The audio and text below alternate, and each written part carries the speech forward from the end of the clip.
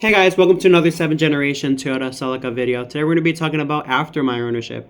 You're going to know about the pros and cons about this car and my ownership on them. So my ownership for these cars have been for the past 5 years for the silver one and 2 years for the black one. Silver one had 197 when I had it, and I sold it with 275,000 miles. The black one had 225,000 miles on it, and I sold it at 250K. And these are based on my experiences again, based on forums, based on many groups and many personal experiences with me working on this car. Number one is going to be undercarriage maintenance. When I first got both of these cars, they were extremely rusty. And the best way I prevented this from happening more was cleaning the undercarriage. You do this by going to the self-service and you see if they have an undercarriage washer. So it has a desalt feature that comes with it, and you just roll it underneath and it cleans the undercarriage.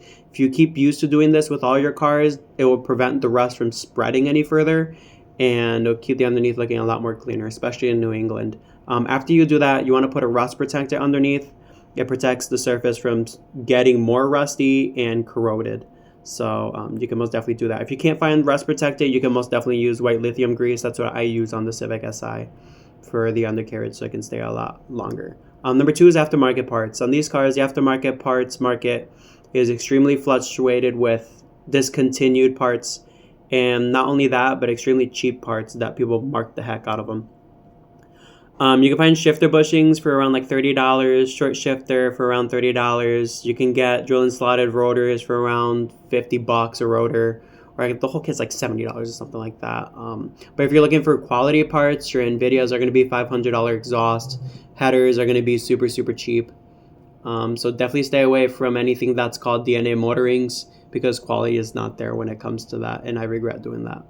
Number three is junkyard, used parts. When it comes to Celicas, you're not going to find these cars very often in junkyards, depending on your location. At least here in Connecticut, when it comes to finding TRD body kits, seats for a Toyota Celica, leather seats especially from the GTS, they're going to be very tough to find. So keep that in mind when you buy these cars. But as far as alternators, valve covers, timing covers, you can find these. They're everywhere. The 1ZZ is a very common engine used back in the 2000s, from the Corolla, from the Matrix, and I think even on the Pontiac Vibes too, but don't quote me on that.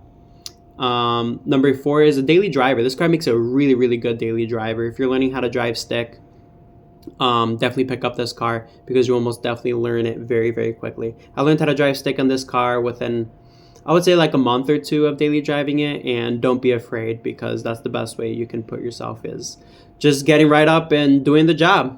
Doesn't get any better than that.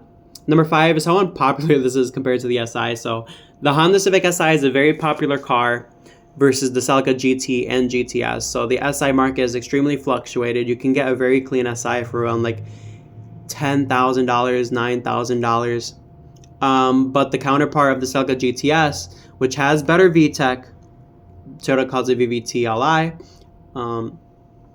you can get a Celica GTS like maybe around like $6,000, $5,000 in really good condition. Now, is it going to have lower miles? I probably would say not, but it's equally as reliable as the K series, so definitely keep that in mind when you're buying a Celica GTS. That they're very unpopular, so you'll almost definitely find one and at a better price than the Civic Si.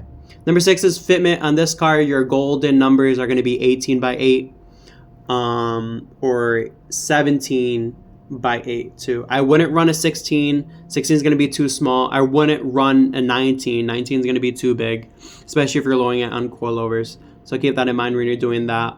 If you're doing it on lowering springs, stick to 17s.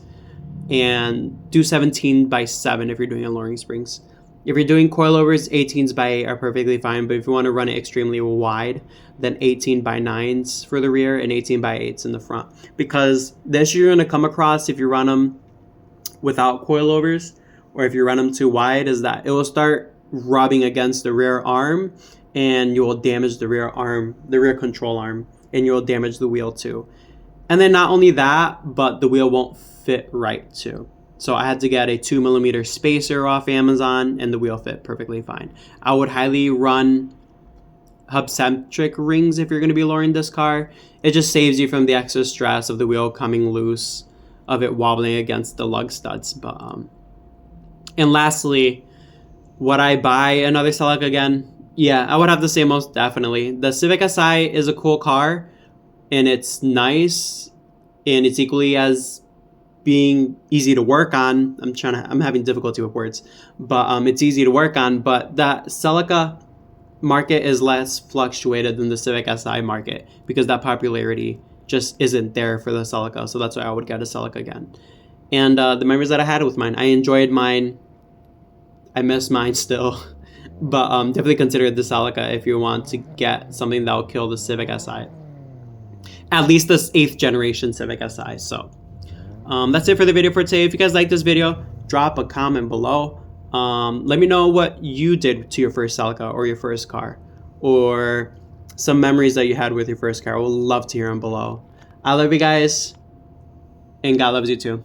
Peace out.